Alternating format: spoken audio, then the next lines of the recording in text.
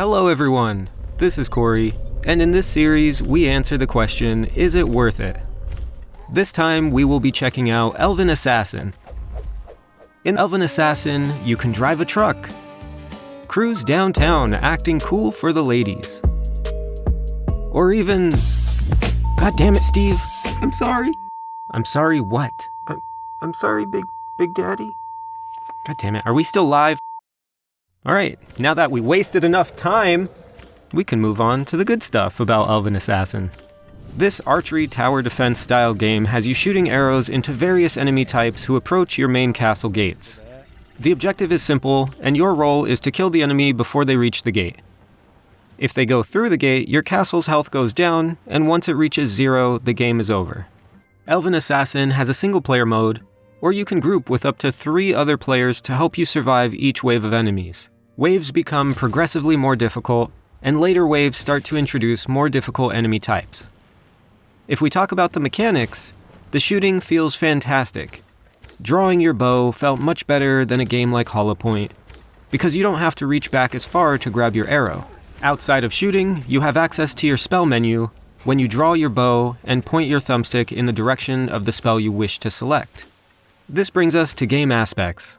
You level up as you play and unlock spell abilities as you progress. The abilities are pretty neat, and they all work very well together. But I personally wish they felt more epic, because most of them have weak animations and felt a little bit lackluster due to this. In the map, there are blue zones which you can shoot to teleport to that location to get a different perspective when shooting. As you kill enemies, some will drop gold, which you can use to purchase cosmetic items. The only choices, unfortunately, are helmets and bows. There are a few enemy types, and some enemies will throw axes at you. You could dodge the axe by moving physically, or you can use an ice barrier ability to bring up a dome to shield you from incoming axes.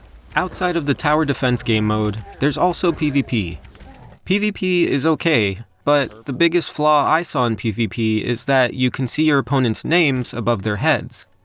This makes them very easy to spot and shoot. PvP doesn't add anything new or interesting, but I guess it's nice to have. So let's talk about the bad stuff. Hey, Big Daddy. What? There's nothing listed for the bad stuff. So you just expect me to wing it? Get out. Okay, so some of the flaws I found in Elven Assassin is that you get barely any gold when killing enemies. I understand they want you to keep coming back to play the game longer, but I've become bored with the game long before I was able to unlock any appealing cosmetic items. Speaking of boredom, the waves of enemies progress very, very slowly, and things don't get more difficult until about wave 30 when you're playing with others. By the time wave 30 hits, you've already been playing for 30 to 45 minutes, and you are exhausted from shooting. This game desperately needs to speed things up.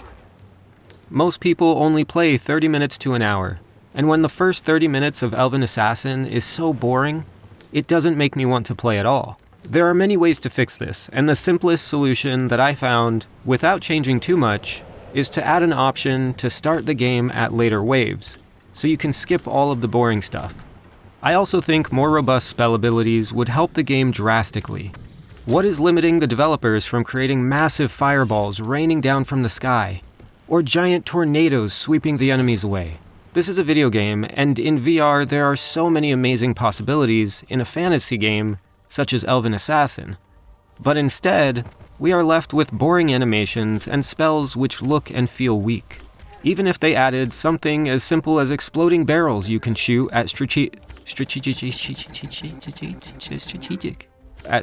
points would be a nice addition. Even a free game like The Lab offers these aspects. But for some reason, things like this were left out in Elven Assassin.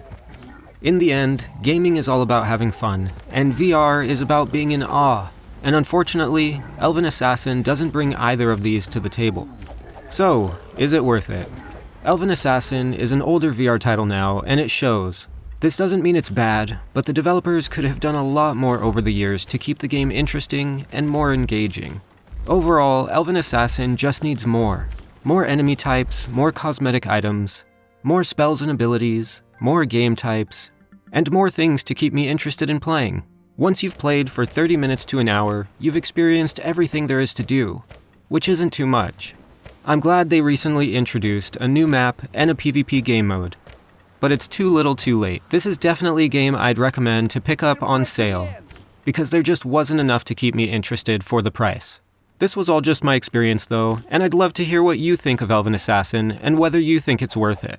Let me know in the comments below. I post new videos every Tuesday and Friday, so if you want to see more, make sure you subscribe and hit the bell to get notified when I release new videos. Liking the video helps a ton and shows your support, and if you want to know what's on my mind, then follow me on Twitter. Links are in the description down below. As always, make sure you think for yourself, which means question yourself, do what makes you happy, and I'll see you all next time.